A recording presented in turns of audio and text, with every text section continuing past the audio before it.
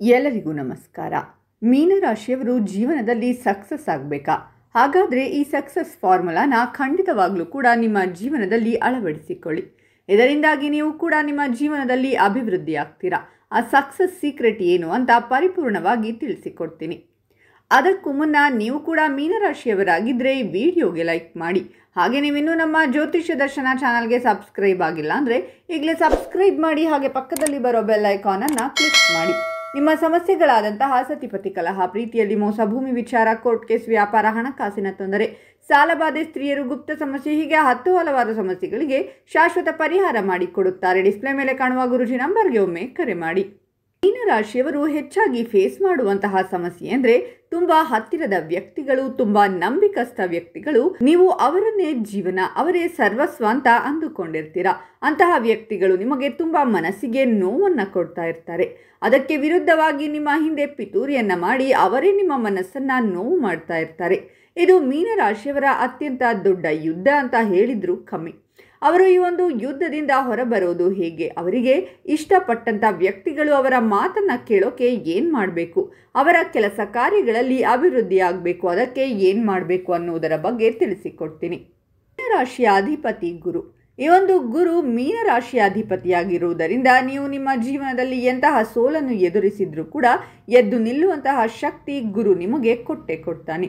ಈ ರಾಶಿಯಲ್ಲಿ ಯಾರು ಹುಟ್ಟಿರ್ತಾರೋ ಅವರಿಗೆ ಸಿಕ್ಸ್ ಸೆನ್ಸ್ ಅನ್ನೋದು ತುಂಬ ಚೆನ್ನಾಗಿ ಕೆಲಸ ಮಾಡುತ್ತಾ ಇರುತ್ತೆ. ನಂಬಿಕೆಯೇ ಜೀವನ ಅನ್ನುವಂತಹ ಈ ಮೀನರಾಶಿಯವರು ತಮ್ಮ ಜೀವನದಲ್ಲಿ ಅಳವಡಿಸಿಕೊಂಡಿದ್ದಾರೆ. ಎಲ್ಲರನ್ನ ಕೂಡ ಸುಲಭವಾಗಿ ನಂಬ್ತಾರೆ. ಆ ಸುಲಭವಾಗಿ ನಂಬಿ ಅವರಿಗೆ ಹಣಕಾಸಿನ ಸಹಾಯವನ್ನು ಮಾಡ್ತಾರೆ. ಆದರೆ ಈ ಒಂದು ನಂಬಿಕೆ ಉಳಿಸಿಕೊಳ್ಳುವುದರಲ್ಲಿ ಇನ್ನೊಬ್ಬ ವ್ಯಕ್ತಿ ಇವರಿಗೆ ಮೋಸ ಮಾಡುವಂತಹ ಸಂಭವ ಅತಿ ಹೆಚ್ಚಾಗಿರುವಂಥದ್ದು. ಹಾಗೆ ಸಮಾಜವನ್ನು ಸರಿದಾರಿಗೆ ತಗೊಂಡು ಹೋಗಬೇಕು. ಎಲ್ಲರಿಗೂ ಕೂಡ ನನ್ನಿಂದ ಒಳ್ಳೆಯದಾಗಬೇಕು, ಯಾರಿಗೂ ಕೂಡ ಕೆಡುಕಾಗಬಾರ್ದು, ನಾನು ಜೀವನದಲ್ಲಿ ಅಭಿವೃದ್ಧಿ ಆಗಬೇಕು, ಹಾಗೆ ನನ್ನಂತೆ ಇನ್ನೊಬ್ಬ ಕೂಡ ಅಭಿವೃದ್ಧಿ ಆಗಬೇಕು, ನಾನು ಬದುಕಬೇಕು, ಇನ್ನೊಬ್ಬರು ಬದುಕಬೇಕು ಅನ್ನೋ ಮನಸ್ಥಿತಿ ಖಂಡಿತವಾಗ್ಲೂ ಕೂಡ ಮೀನರಾಶಿಯವರಿಗಿರುತ್ತೆ. ಒಳ್ಳೆ ದಾರಿಯಲ್ಲಿ ಹೋಗಬೇಕು. ಅಡ್ಡದಾರಿಗಳು ಸುಮಾರು ಸಿಗುತ್ತೆ ಜೀವನದಲ್ಲಿ, ಆದರೆ ಒಳ್ಳೆ ದಾರಿಯಲ್ಲಿ ಹೋಗಬೇಕು, ಸರಿ ದಾರಿಯಲ್ಲಿ ಹೋಗಬೇಕು ಅನ್ನೋ ರೀತಿಯಲ್ಲಿ ಮೀನರಾಶಿಯವರ ನಡತೆ ಇರುತ್ತೆ. ಖಂಡಿತವಾಗಲೂ ಒಳ್ಳೆಯ ರೀತಿ ಆಗಿರುವಂತಹ ಮನಸ್ಥಿತಿ ಇರುವಂಥದ್ದು. ಅತಿಯಾದ ನೋವನ್ನು ಸಹಿಸುವಂತಹ ಶಕ್ತಿ ಪ್ರಪಂಚದಲ್ಲಿ ದೇವರು ಯಾರಿಗಾದರೂ ಕೊಟ್ಟಿದ್ದಾರೆ ಅಂದರೆ ಅದು ಖಂಡಿತವಾಗಲೂ ಮೀನರಾಶಿಯವರಿಗೆ ಮಾತ್ರ. ಅವರು ಮನಸ್ಸಿಗೆ ಆಗುವಂತಹ ದುಃಖ ಅತೀವವಾದದ್ದು. ಆ ದುಃಖವನ್ನು ಸಹಿಸಿಕೊಳ್ಳುವಂತಹ ಶಕ್ತಿ ಖಂಡಿತವಾಗ್ಲೂ ಮೀನರಾಶಿಯವರಿಗಿರುತ್ತೆ. ಅದೇ ರೀತಿಯಲ್ಲಿ ದೈಹಿಕವಾಗಿ ಆಗುವಂಥ ನೋವುಗಳನ್ನು ಕೂಡ ಮೀನರಾಶಿಯವರು ಸಹಿಸಿಕೊಂಡಿರ್ತಾರೆ. ಎಷ್ಟು ಸಾಧ್ಯವೋ ಅಷ್ಟು ಅವರ ಶಕ್ತಿ ಮೀರಿ ನೋವನ್ನು ಸಹಿಸಿಕೊಳ್ಳುವ ಶಕ್ತಿ ಮಾನಸಿಕವಾಗಿ ಆದರೂ ಸರಿ, ದೈಹಿಕವಾಗಿ ಆದರೂ ಸರಿ ಸಹಿಸಿಕೊಳ್ಳುವಂತಹ ಶಕ್ತಿ ಖಂಡಿತವಾಗ್ಲೂ ಇರುತ್ತೆ. ಈ ಒಂದು ಮೀನರಾಶಿಯವರು ಸಮಯ ಸಾಧಕರು ಅಂತ ಹೇಳ್ತೀನಿ. ಸಮಯ ಸಾಧಕರು ಯಾಕೆ ಅಂದರೆ ನೀವು ಕೆಲವು ಸಮಯದಲ್ಲಿ ಪೊಸೆಸಿವ್ ಆಗಿ ಯೋಚನೆ ಮಾಡಬೇಕಾಗುತ್ತೆ. ನೀವು ಒಂದು ಸಮಯಕ್ಕೆ ತಕ್ಕಂಥ ನಿರ್ಧಾರಗಳನ್ನು ತಗೊಂಡ್ರೆ ಅಲ್ಲಿ ಇದರಿಂದಾಗಿ ಇನ್ನೊಬ್ಬರಿಗೆ ಯಾವುದೇ ರೀತಿಯ ಧಕ್ಕೆ ಆಗುವುದಿಲ್ಲ. ಇದರಿಂದಾಗಿ ನಿಮ್ಮ ಒಳಿತಿಗಾಗಿ ನೀವು ಈ ನಿರ್ಧಾರವನ್ನು ಬದಲಿಸಿಕೊಳ್ಳುವಂತಹ ಮನಸ್ಥಿತಿಯನ್ನು ಹೊಂದಿರ್ತೀರಾ. ಅಂದರೆ ನೀವೀಗ ಒಂದು ಸ್ಟಾಕ್ನಲ್ಲಿ ಇನ್ವೆಸ್ಟ್ ಮಾಡಿದರೆ ಆ ಸ್ಟಾಕ್ ಬೀಳ್ತಾ ಇದೆ ಅಂತ ಅಂದಾಗ ಕರೆಕ್ಟ್ ಟೈಮ್ಗೆ ದುಡ್ಡು ತೆಗೆಯುವಂಥದ್ದು ಕೂಡ ಒಂದೊಳ್ಳೆ ನಿರ್ಧಾರ ಅಂತ ಹೇಳುವಂಥದ್ದು. ಈ ಸಮಯದಲ್ಲಿ ಬೇಕಾದಂತಹ ಡಿಸಿಷನ್ ಅಂದರೆ ಸಮಯಕ್ಕೆ ಸರಿಯಾಗಿರುವಂತಹ ಡಿಸಿಷನ್, ಸಮಯ ಸಾಧನೆ ಅಂತ ಪದ ಬಳಕೆಯನ್ನು ಇಲ್ಲಿ ಮಾಡಿರುವಂತಹ ಉದ್ದೇಶ ಅದೇ. ಹಾಗಾಗಿ ನೀವು ಯಾವುದೇ ನಿರ್ಧಾರ ತೆಗೆದುಕೊಂಡರೂ ಕೂಡ ಅದು ನಿಮ್ಮ ಜೀವನಕ್ಕೆ ಕುತ್ತು ಆಗುತ್ತೆ, ನಿಮ್ಮ ಜೀವನಕ್ಕೆ ತೊಂದರೆ ಕೊಡುತ್ತೆ ಅಂದಾಗ ಆ ನಿರ್ಧಾರವನ್ನು ಬದಲಿಸಿಕೊಳ್ಳೋದು ಯಾವುದೇ ಕಾರಣಕ್ಕೂ ತಪ್ಪಲ್ಲ. ಅದರಿಂದ ಇನ್ನೊಬ್ಬರಿಗೆ ಒಳ್ಳೆಯದಾಗುತ್ತೆ. ಅದರಿಂದ ನನ್ನ ತಲೆಯನ್ನು ನಾನು ಕೊಡೋದಕ್ಕೆ ಆಗೋದಿಲ್ಲ ಅನ್ನುವ ಮನಸ್ಥಿತಿ ಹೆಚ್ಚಾಗಿ ಖಂಡಿತವಾಗ್ಲೂ ಮೀನರಾಶಿಯವರಿಗೆ ಇದ್ದೇ ಇರುತ್ತೆ. ಸದಾಕಾಲ ಹಿಂದೆ ನಡೆದು ಹೋಗಿರುವಂತಹ ವಿಷಯಗಳಿಗೆ ಸ್ವಲ್ಪ ಮನಸ್ಸಲ್ಲಿ ಯೋಚನೆ ಮಾಡುವ ರೀತಿ ಹೀಗಾಗೋಯ್ತಲ್ಲ, ಇನ್ಯಾವ ರೀತಿ ಇರೋದು ಕೊರಗುವಂತಹ ಗುಣ ಖಂಡಿತವಾಗ್ಲೂ ನಿಮಗಿರುತ್ತೆ. ಅದನ್ನು ಬಿಟ್ಟು ಮುಂದೆ ಬಂದಾಗ ಮಾತ್ರ ನೀವು ಜೀವನದಲ್ಲಿ ಅಭಿವೃದ್ಧಿಯಾಗೋಕ್ಕೆ ಸಾಧ್ಯ. ಹಲವಾರು ರೀತಿ ಘಟನೆಗಳು ಜೀವನದಲ್ಲಿ ನಡೀತಾ ಇರುತ್ತೆ. ನಾನು ಯಾವ ರೀತಿ ಬದುಕಲಿಕ್ಕೆ ಸಾಧ್ಯ ಅಂತ ಹೇಳಿ ನೆಗೆಟಿವ್ನಲ್ಲಿ ತಗೋಬಾರ್ದು. ಅದನ್ನು ಪಾಸಿಟಿವ್ ಆಗಿ ಇನ್ನು ಮೇಲೆ ನನ್ನ ಮೇಲೆ ಯಾರು ಮಾತನಾಡಬಾರದು, ಇನ್ನು ಮುಂದೆ ನನ್ನ ಬಗ್ಗೆ ಯಾರು ಕೂಡ ಮಾತನಾಡಬಾರದು ಅನ್ನೋ ರೀತಿಯಲ್ಲಿ ಪಾಸಿಟಿವ್ ವೇಯಲ್ಲಿ ನೀವು ಅದನ್ನು ನೋಡಿಕೊಂಡು ಹೋದಾಗ ಖಂಡಿತವಾಗ್ಲೂ ಕೂಡ ನೀವು ಸಕ್ಸಸ್ಫುಲ್ ಆಗ್ತೀರಾ. ದೇಶ ಸುತ್ತಿ ನೋಡು, ಕೋಶ ಓದಿ ನೋಡು ಅಂತ ಮಾತಿದೆ.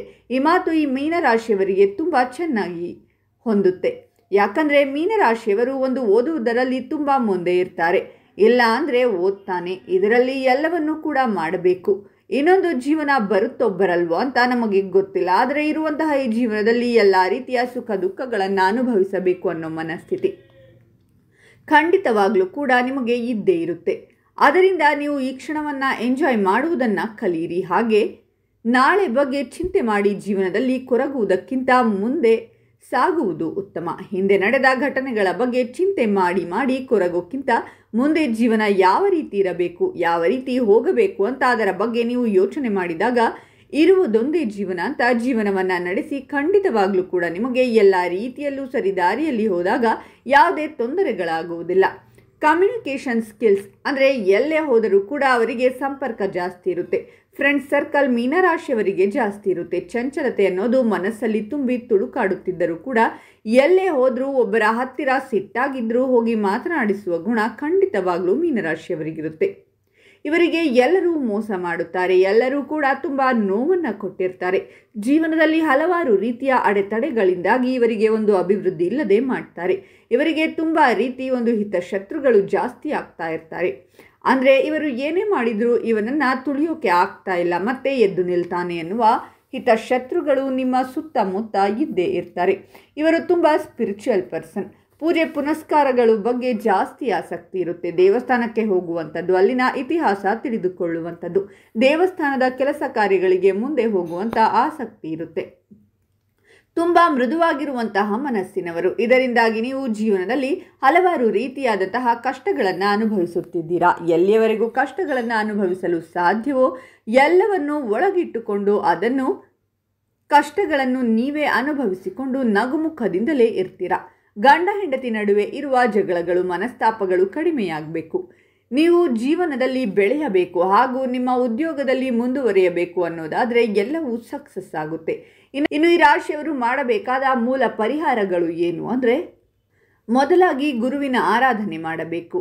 ನಾವು ಪ್ರತಿನಿತ್ಯ ನೋಡುವಂತಹ ಶ್ರೀ ಗುರು ರಾಘವೇಂದ್ರ ಸ್ವಾಮಿಗಳ ಆರಾಧನೆಯನ್ನು ಮಾಡಬಹುದು.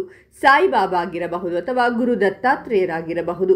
ಇದರಲ್ಲಿ ನೀವು ಯಾವ ಗುರುವನ್ನು ಇಷ್ಟಪಡ್ತೀರಾ ಅವರ ಆರಾಧನೆಯನ್ನು ಮಾಡಬಹುದು. ಈ ಆರಾಧನೆಯನ್ನು ಪ್ರತಿ ಗುರುವಾರ ಮಾಡುವುದರಿಂದ ನಿಮ್ಮ ಕಷ್ಟಗಳು, ನಿಮ್ಮ ತೊಂದರೆಗಳು ಕ್ರಮೇಣವಾಗಿ ನಿಮ್ಮನ್ನು ಬಿಟ್ಟು ಹೋಗುತ್ತೆ. ಇನ್ನೊಂದು ಮಾಹಿತಿ ನೀವು ಪಾಲಿಸಲೇಬೇಕು. ಈ ಮೊದಲು ಸಕ್ಸಸ್ ಸೀಕ್ರೆಟ್ ಅಂತ ಹೇಳಿದ್ನಲ್ಲ, ಆ ಸೀಕ್ರೆಟ್ ಇದೇ ಆಗಿದೆ. ಒಂದು ಹಳದಿ ಬಟ್ಟೆಯನ್ನು ತಗೊಂಡು ಅದರ ಮೇಲೆ 100 ಗ್ರಾಂ ಶುದ್ಧ ತುಪ್ಪ ಇಡಬೇಕು. ಕಲ್ಲು ಸಕ್ಕರೆ ಅಥವಾ ಕಡಲೆಬೇಳೆ 100 ಗ್ರಾಂ, ಅರಿಶಿಣ 100 ಗ್ರಾಂ, ಹಳದಿ ಹಣ್ಣು, ಬಾಳೆಹಣ್ಣು, ಲವಣವನ್ನು ಇಡಬೇಕು. ಸಾಧ್ಯವಾದರೆ ಹಳದಿ ಬಣ್ಣದ ಪದ್ಮರಾಗ ಅನ್ನುವಂತಹ ಹರಳನ್ನು ಇಡಿ, ಆಗಿಲ್ಲ ಅಂದರೆ ಬೇಡ. ಇದೆಲ್ಲ ವಸ್ತುಗಳನ್ನು ಸೇರಿಸಿ ಒಬ್ಬ ಸೌಭಾಗ್ಯ ಸ್ತ್ರೀ ಅಂದರೆ ಮದುವೆಯಾಗಿ 1 ರಿಂದ 2 ವರ್ಷ ಆಗಿರಬೇಕು ಅಷ್ಟೇ, ಮುತ್ತೈದೆಗೆ ದಾನದ ರೂಪದಲ್ಲಿ ನೀವು ಕೊಡಬೇಕು. ಇದನ್ನು ನೀವು ಪ್ರತಿ ಗುರುವಾರದ ದಿನ ಅಂದರೆ 7 ಗುರುವಾರಗಳು ಒಬ್ಬರಿಗೆ ಅಲ್ಲ, ಬೇರೆ ಬೇರೆ ಸ್ತ್ರೀಯರಿಗೆ ಬಾಗಿನ ರೂಪದಲ್ಲಿ ನೀಡಬೇಕು. ಈ ರೀತಿ ನೀವು ಕೊಟ್ಟಾಗ ಗುರುಗ್ರಹ ಆಕ್ಟಿವ್ ಆಗುತ್ತೆ. ಈ ಗುರುಗ್ರಹ ಆಕ್ಟಿವೇಟ್ ಆಗೋದ್ರಿಂದ ಗುರುಬಲ ಅನ್ನುವುದು ನಿಮಗೆ ಪ್ರಾಪ್ತಿಯಾಗುತ್ತೆ. ಗುರುಬಲ ನಿಮ್ಮ ಜೀವನದಲ್ಲಿ ಬಂದಾಗ ಯಾವುದೇ ಅಡೆತಡೆಗಳಿಲ್ಲದೆ ಕೆಲಸ ಕಾರ್ಯಗಳು ನೀವು ಮಾಡಬಹುದು. ಅಭಿವೃದ್ಧಿ ಆಗ್ತೀರಾ. ಜೀವನದಲ್ಲಿ ಮುಂದೆ ಬರುವುದಕ್ಕೂ ಕೂಡ ಇದು ಸಹಾಯ ಮಾಡುತ್ತೆ. ಇನ್ನು ಈ ಪರಿಹಾರ ಮಾಡುವುದರಿಂದ ನೀವು ಇದುವರೆಗೂ ಅನುಭವಿಸಿದಂತಹ ಕಷ್ಟಗಳಿಂದ ಹೊರಬರಬಹುದು. ಒಂದು ಒಳ್ಳೆಯ ಜೀವನ ಪಡೆದುಕೊಳ್ಳುವಂತಹ ಸಾಧ್ಯತೆ ಇದೆ.